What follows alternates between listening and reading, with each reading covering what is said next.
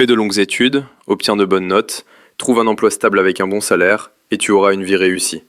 Ça vous dit quelque chose? C'est probablement le conseil que 99% d'entre nous ont reçu de leurs parents. Et si je vous disais que ce conseil, bien qu'il parte d'une bonne intention, est en réalité une recette pour rester piégé financièrement toute sa vie? Aujourd'hui, on va décortiquer le livre qui a mis un énorme coup de pied dans la fourmilière de l'éducation traditionnelle.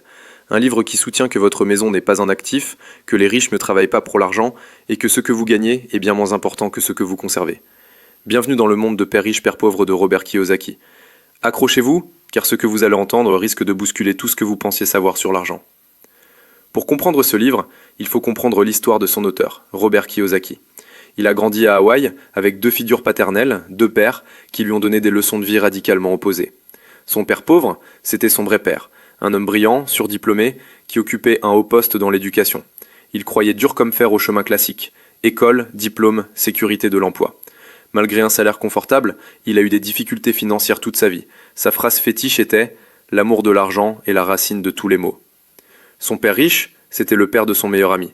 Il n'avait pas fait de longues études, mais il était devenu l'un des hommes les plus riches d'Hawaï en bâtissant un empire. Il voyait le monde différemment. Sa phrase à lui, c'était « Le manque d'argent est la racine de tous les maux ». Ce livre, c'est le récit de l'éducation financière que Kiyosaki a reçue de son père riche, une éducation qui ne s'apprend pas à l'école. Et tout commence par une leçon qui, à elle seule, peut changer votre destin financier. Si vous ne deviez retenir qu'une seule chose de ce livre, ce serait celle-ci. Oubliez tout ce que vous pensez savoir. La différence entre un actif et un passif est simple.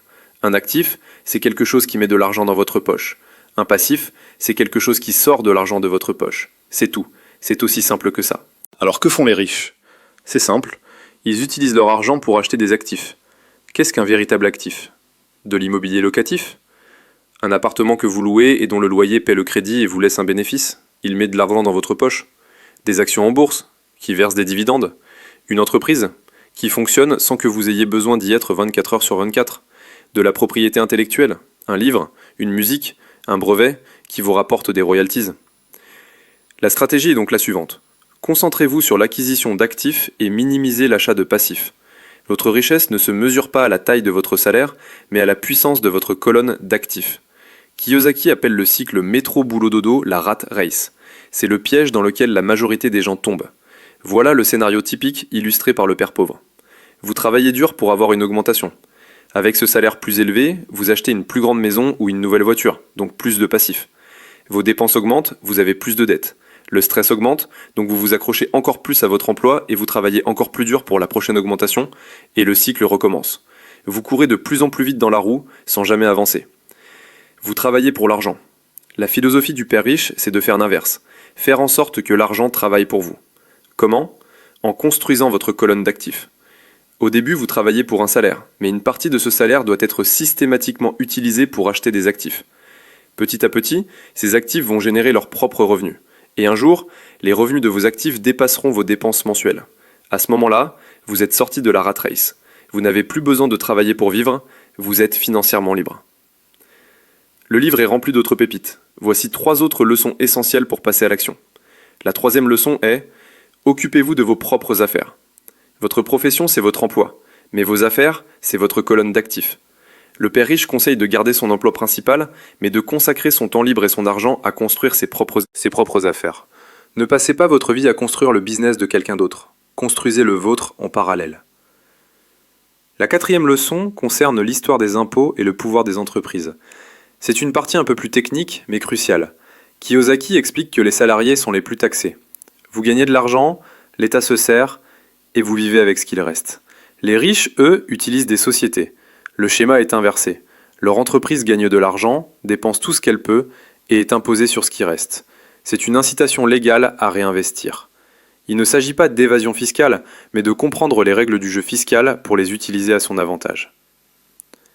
La 5e leçon, travailler pour apprendre, pas pour l'argent. Le père pauvre valorisait la sécurité de l'emploi. Le père riche conseillait au jeune Robert de choisir des emplois pour les compétences qu'il allait y acquérir, pas pour le salaire. La vente, le marketing, la communication, la comptabilité, le leadership, ce sont ces compétences qui vous permettront ensuite de bâtir vos propres actifs. Votre plus grand actif, c'est votre cerveau. Investissez-y en priorité. Alors, 25 ans après sa sortie, est-ce que Père riche, Père pauvre est toujours d'actualité?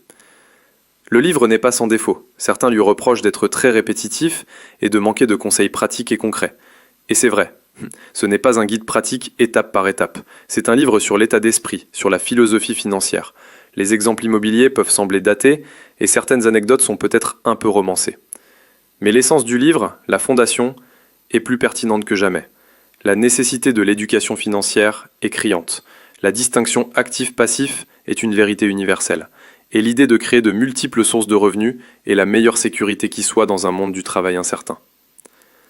Le but de ce livre n'est pas de vous dire quoi acheter, mais de vous apprendre à penser comme un investisseur. Pour résumer, Père riche, Père pauvre est une véritable claque. Il nous force à remettre en question tout notre conditionnement sur l'argent. Les 3 idées à retenir sont 1.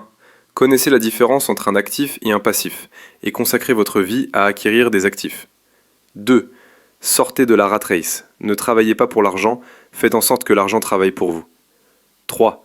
Investissez dans votre éducation financière. C'est le meilleur investissement que vous ferez jamais. Ce livre ne vous rendra pas riche du jour au lendemain, mais il plantera une graine. Il changera la façon dont vous voyez chaque euro que vous gagnez et dépensez. Et ça n'a pas de prix. Maintenant, c'est à vous. Dites-moi dans les commentaires, quelle est la leçon de Père riche, Père pauvre qui vous a le plus marqué ou choqué? Et si vous ne l'avez pas lu, quelle est la plus grande question que vous vous posez sur l'argent? Si cette analyse vous a été utile, n'hésitez pas à aimer la vidéo et à vous abonner. Merci d'avoir écouté, n'oubliez pas d'investir en vous, et à très bientôt.